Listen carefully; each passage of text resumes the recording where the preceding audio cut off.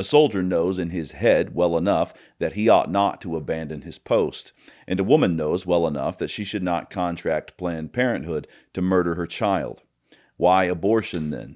Because we have raised women without chests.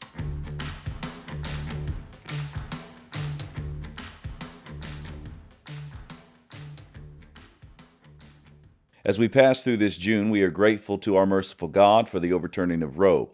We thank God for every advance against the abortion carnage while laboring for more advances. Indeed, we must soldier on until this ghastly act, which symbolizes the abolition of woman, is itself abolished. Much work remains to be done. A good deal of that work concerns the legal and political front. But as we engage on those battlefields, we must realize that the heart of the matter resides elsewhere, in the chest. C.S. Lewis said something profound in his Abolition of Man, which modern man, even modern Christian man, struggles to get his head around. He wrote, "The head rules the belly through the chest."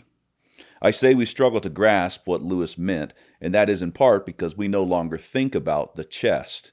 We're in deep trouble for our negligence. Without the aid of trained emotions, the intellect is powerless against the animal organism. That animal organism is the belly.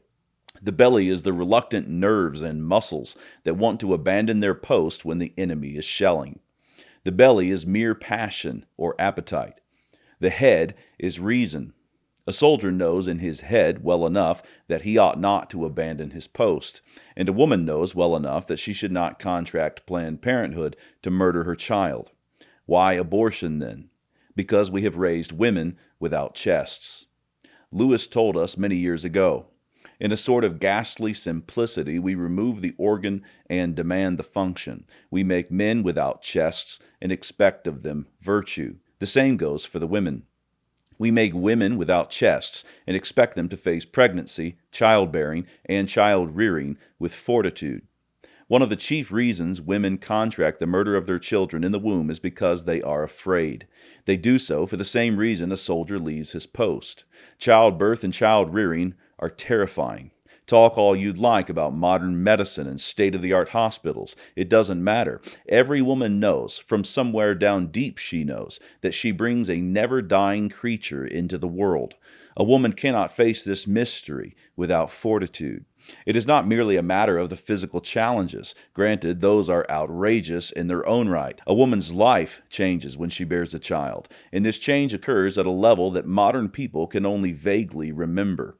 The fruit of her womb will face sickness and suffering. The child might hate her.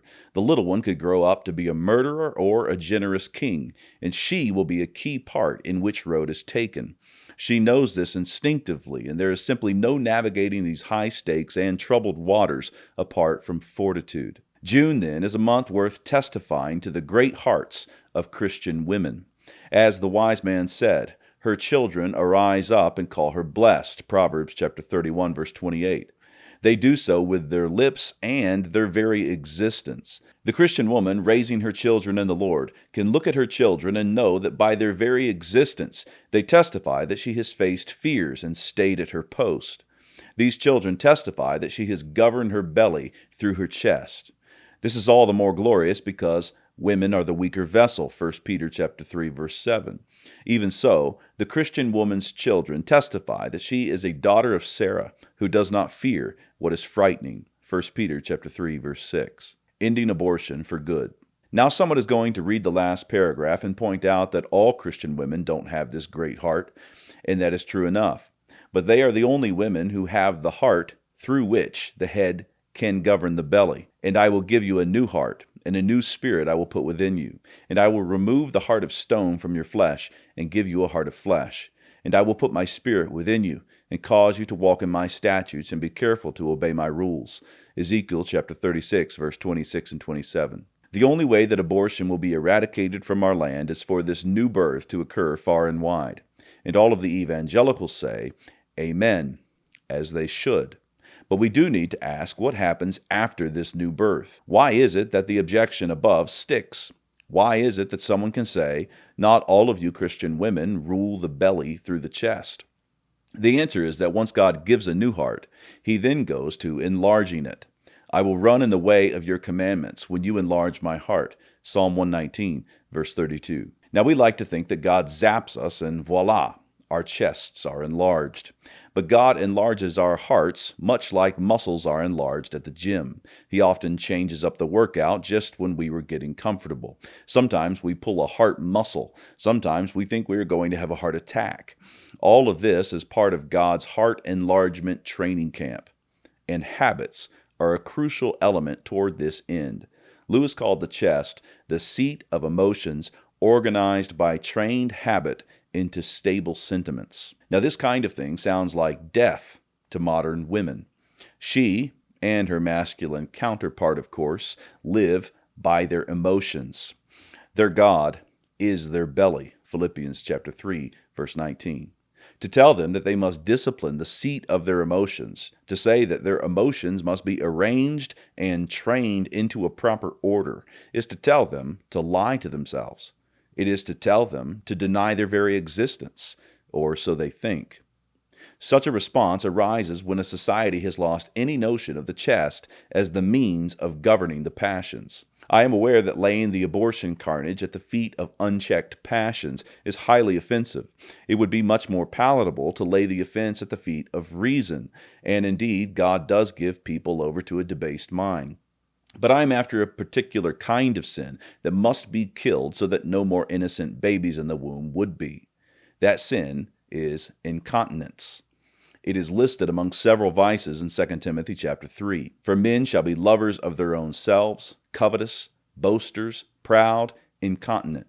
2 Timothy chapter 3, verse 3. The word means to be without self-control. It means the belly has gone wild. I said that this point is offensive, and highly so, but there is a reason for the offense. This is something like a medical diagnosis, and I really want to cut the cancer out, but that starts by acknowledging the cancer.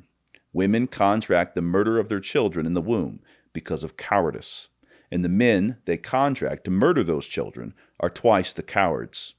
That is why some have decided to shout their abortion. They glory in their shame. Philippians chapter 3, verse 19. But there is a better way. These women who would glory in their shame must come to see that they are glory. They are the glory of God. 1 Corinthians chapter 11, verse 7. They are glory that can be made more glorious. They can turn away from the abolition of women by their passions and turn to the restoration of women by means of new and enlarged hearts.